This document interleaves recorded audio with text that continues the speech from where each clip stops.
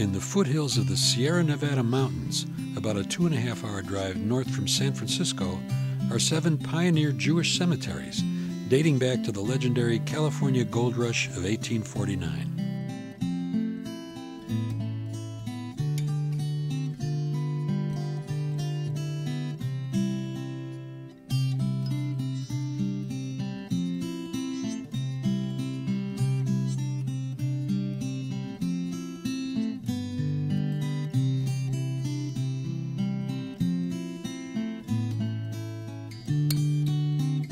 For decades, these cemeteries were forgotten and untended.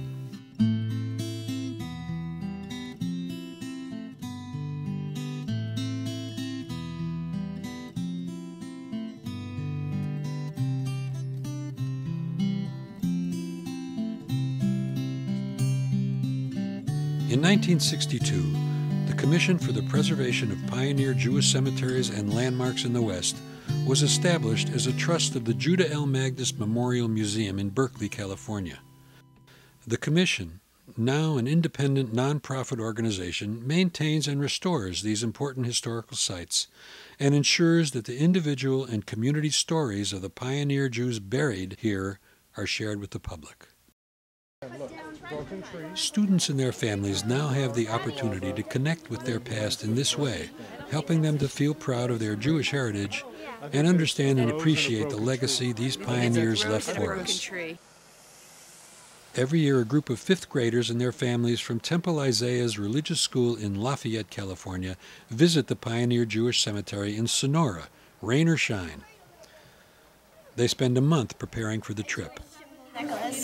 13. Remember, after being introduced to the early history of Jews in America, the students work through a series of activities designed by the Commission to help them identify with the Jews who came to California as part of the first wave of non-native peoples to settle there. They work together to think of solutions to real problems these people face to maintain their Jewish identity and create a Jewish community. I became a historian. A local historian, Dr. Ava Kahn, one of the leading historians of Western Jewish history, spoke to this class about the research techniques of historians and about the history of the Jews of the Gold Rush, focusing on the story of Mary Goldsmith Prague, a pioneer Jewish woman. Now, Mary Goldsmith Prague came to California in 1852. This is what she looked like when she was older. Students were asked to read excerpts from diaries and newspaper articles written by California's pioneer Jews in the 1850s and 1860s, and to answer questions related to the readings.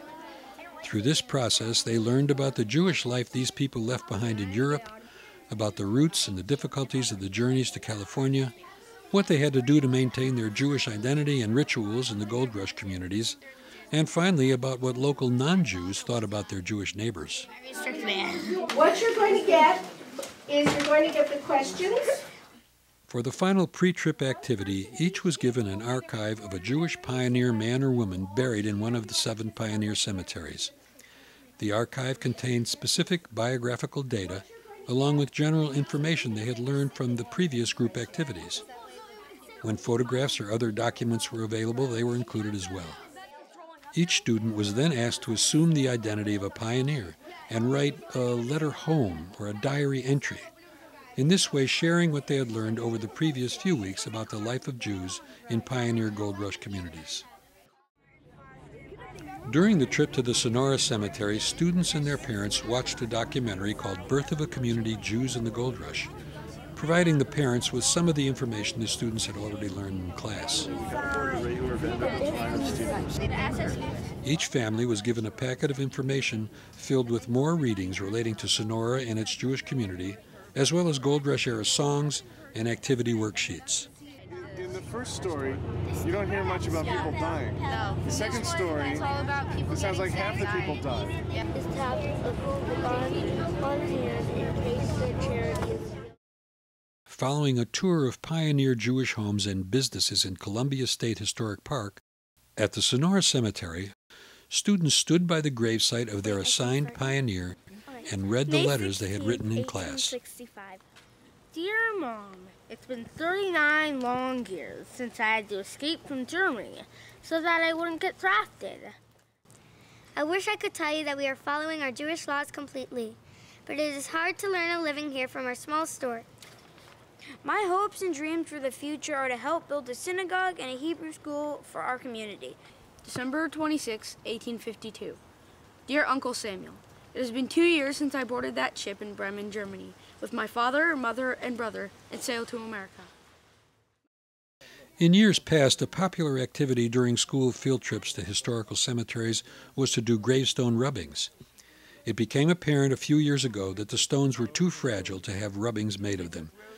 Instead, a treasure hunt for gravestone symbols was given to each family.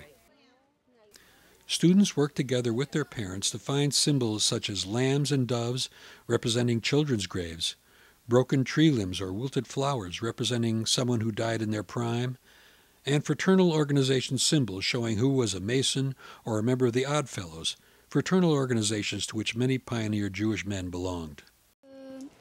Many Jewish gravestones have 5 Hebrew letters at the top or bottom of the stone. What are these 5 Hebrew letters? Top, Nun, Sadi, Vet. Students learned about Jewish rituals relating to visiting cemeteries, such as reciting the Kaddish, the mourner's prayer, and placing pebbles on the gravestones. Educational materials and activities provided by the Cemetery Commission help to ensure that the students and their families will remember the Jewish pioneers buried here and share their stories with others and with future generations. Due to the work of the Commission, more and more people are becoming aware of and are visiting the pioneer Jewish cemeteries each year. We welcome and encourage all visitors any time of year, individuals, families, and groups of all ages. Be sure to contact us to arrange for access to the cemetery.